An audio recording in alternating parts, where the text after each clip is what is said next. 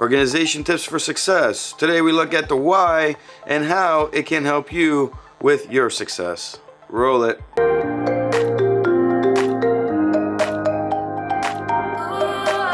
Organization really helps people become successful. Success, in essence, comes from efficiency, and this is the first thing that we tackle as to the why. See, when you have everything in place and you're organized, you know exactly where and when you're gonna need something.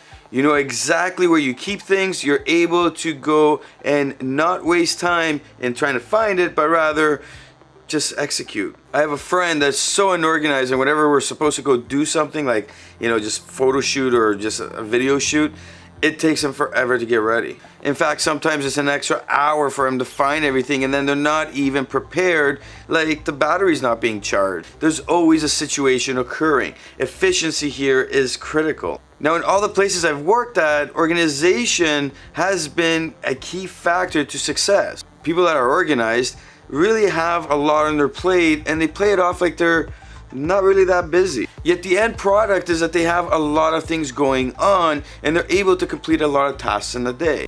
It's not that they're, better than everybody else. It's that they're always efficient in what they do. Everything is structured in a way where they can move quickly. This brings me to another point. Whoever I know that is super organized is always calm when time-sensitive issues arise. They know exactly where, what, and when will be done, and they're able to execute on an instant. Stress is a big issue with time-sensitive matters. See, when we're unorganized and we're trying to find things and get things done, yet there's always a situation, kind of like the last example I gave with the batteries, well, stress piles up. On top of that, you start putting yourself down in that process because you knew you should have been more organized. Emotional control is an effort-based activity. In order for you to improve your emotional control, you need to participate in making it better. Growth comes from being organized. It comes from prioritizing things in your life so that you are organized. It's kind of like that person who's got their house and it's a mess, and when finally people are coming over, they're gonna go and clean it all up. Problem is that they hate that moment because there's so much cleanup to do and they have all these other things they need to be doing. As they're cleaning, they realize they're making the mistake, and they're gonna try for the next 1 week, 2 weeks to actually try to keep everything clean, but they fall back into this bad habit.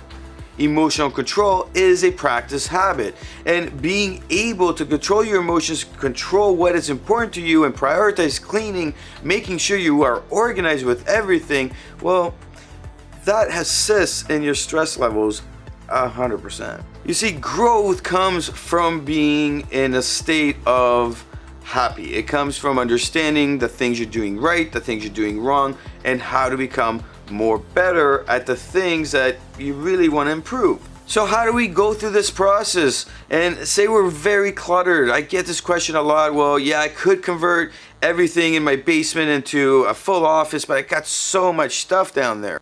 Well, firstly, get rid of everything you don't need. Create a pile and get rid of it. I have met people who have $50, $60, $100,000 worth of stuff they have bought, and it's all sitting in the basement. Is there a need for these things? No, there isn't. However, we keep them there and we don't go back to look at them or do anything with them, and they just sit there just, collecting dust.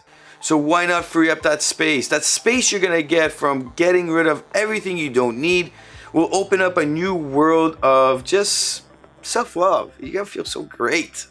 Number 2 is to sit down and actually organize everything you do need. There's several different ways of doing this, and I'm sure YouTube channels out there will show you different things. My way is very simple. I look at everything that I need, I put it into a pile, and then I break it up based on how often I use these things. The more I use them, the closer they are to that place where I'm gonna be sitting the most. A really great example, my lenses. They're all sitting in the back here. Now I got some other lenses that are hiding out that I never use, but I know where they are and I can go get them right away if I need to use them. These lenses I use more, and I need to have them ready so I can just pick up and go. When I look at everything on my desk, I want it clean. I want it ready to move. This is a critical aspect for me doing my day-to-day transactions. As you get moving and more things start coming to your plate, now you can start to streamline everything that you know you're using more than not. There's some things that you're gonna have in that efficiency pile that, let's face it, you're not gonna use, but you thought you're gonna use. Well, those are time to take a back seat or get rid of. As you streamline everything, you start to realize that you need more things that will streamline you even more and will give you more of that efficiency you're looking for. A great example is something like hard drives. Here's a couple examples of removable storage that you need, you have to have. The question is, how many of these can you have around? I have met people with, and I kid you not, 20 or 30 of these, and they keep buying these small devices and filling them up. If we do the math, they could have went and bought a nice Synergy model with hard drives in there and a nice 32 terabyte space and had everything in the cloud, the personal cloud. Because you know, it's not tapes and stuff like that like it was back in the day. With that, we can now streamline all of our stuff in this little box and not have to have all these things around. I always back up my stuff 2-3 times so I can have mirrored backups in case something goes, how do you say it, missing. And trust me, they do go missing. Always back up your data, and that's a side note. Let's get back on topic. When we look at these things that we need to now purchase, we can make a list of the order that we need to go by. As we continue to become more efficient, we move these things in approximation to what we believe is best for our efficiency. As growth starts to occur, well, now we're in the running game. We know what we're gonna need. We know that when somebody comes into our world and wants us to do different type of work, get into a different type of field and do a whole bunch of creative stuff, whatever it is, we now know what our capabilities are. You're able to take on more work, do more projects, do more fun things, and have it all within the nice timeline. And now we start to look at things from a perspective of open space, and we start to see ourselves with a bigger picture, a bigger image of what we can do, and of course, what else we can take on. If somebody shows up with a new project, a new idea, something that we really want to do or have been wanting to do but never did, our space is allowing us to actually have that stress factor decreased in order to take on more work and do more things. It gives us the opportunity to be in an emotional control state. Clean up your workspace, go through and make sure you get rid of all the clutter.